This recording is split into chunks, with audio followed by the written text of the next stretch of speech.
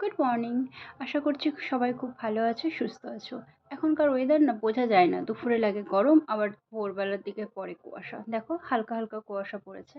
তারপর আমি তো ফ্রেশ হয়ে চলে আসলাম রান্নাঘরে। একদিকে ডাল বসিয়ে দিলাম, একদিকে আলু ভাজা, আর একদিকে বাবাদের সুগারের তরকারি। মানে বাবা কাকার সুগার তো, তাই ওদের বেসিক্যালি এই লাউ, পেঁপে এইসব দিয়েই তরকারি হয়। তারপর আমি আটা মেখে রুটিটা করে নিলাম। সকালের দিকে আমাদের রান্নাঘরে একটু তাড়াহুড়ো থাকে, কারণ কাকা সকাল সকাল খাবারটা খেয়ে বেরিয়ে যায় 8:30টার মধ্যে। তো ওই রান্নাঘরের কিছুটা কাজ করে দিয়ে আমি চলে আসলাম, মানে সকালের ব্রেকফাস্টটা বানিয়ে দিয়ে আমি চলে আসলাম আমার ঘরে। এই টাইমটায় জয় উঠে যায়, তো ও ওঠার পরপরই আমি বিছানাটা গুছিয়ে নিই। নাহলে যদি এখন না আসি তাহলে আস্তে আস্তে সেই 10:30 11টা বেজে যায়, ওটা অনেকটা লেট হয়ে যায়।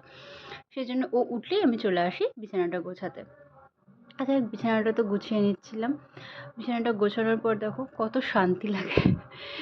তারপর আমি খেয়ে নিলাম আমার বিটের রস, যেটা আমার মোস্ট ফেভারিট ড্রিঙ্ক বলতে পারো। এটা না খেলে আমি ঠিক এনার্জি পাই না, আর এটা আমার ভীষণ ভীষণ প্রিয়।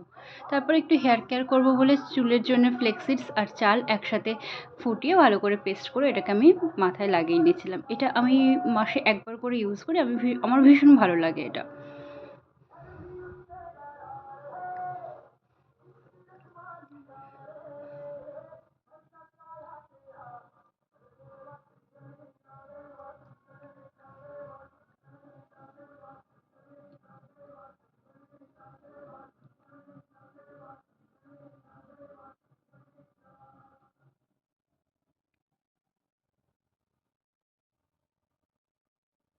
এটা আমি পুরো মাথায় লাগিয়ে নিয়েছি, 1 ঘন্টা রাখবো। এটা আমি মুখেও লাগিয়েছিলাম, ওই ভিডিওটা দেখলে তোমরা ভয় পেয়ে যাবে, তাই আর দেখাইনি।